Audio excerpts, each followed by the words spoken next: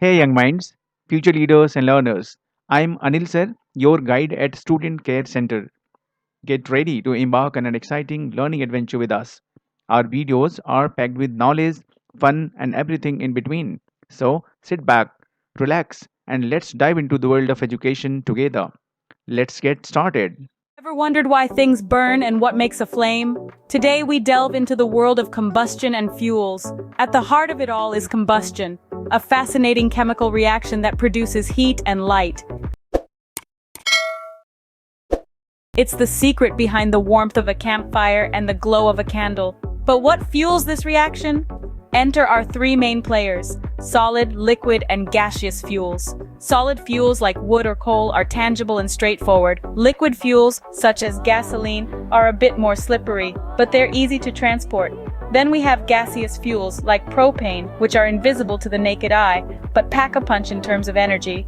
Each of these fuels, despite their different states, can dance with oxygen to create combustion. So combustion is the fiery dance between oxygen and fuel, but what about the flame itself? Flames, they're warm, they're bright, but what exactly are they? Let's delve into the anatomy of a flame. Imagine a flame as a three-layered entity. The innermost zone, closest to the source of fuel, is the coolest and is not usually visible. Here, the fuel is vaporizing, but not burning. We then move to the middle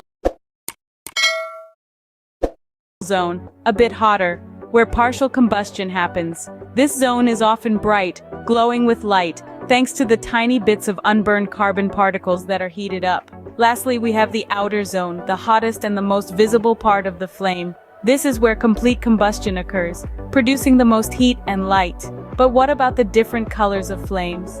That's a fascinating story of temperature and fuel. Different fuels burn at different temperatures, and these temperatures can cause flames to appear in various colors. Now that we understand flames better, what happens when we burn fuels?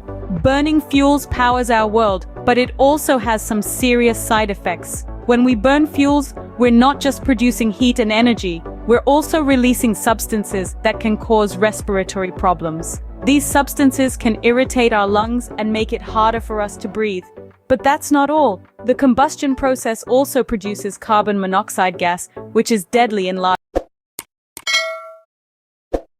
quantities. Moreover, burning fuels contributes to global warming. The carbon dioxide released into the atmosphere traps heat, causing our planet to gradually heat up. This leads to melting ice caps, rising sea levels, and extreme weather conditions. Another consequence is acid rain. When fuels are burned, they release sulfur dioxide and nitrogen oxides into the air. These chemicals mix with water vapor in the atmosphere to form acids, which then fall as rain. Acid rain can damage buildings, harm aquatic life, and even make the soil less fertile for agriculture. The effects of combustion can be harmful, but remember, knowledge is power. So, we've learned quite a bit about combustion and fuels today.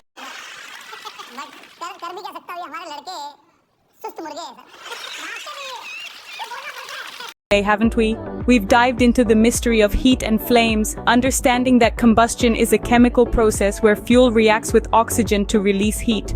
We've explored the various types of fuels, solids like coal, liquids like petrol, and gases like propane.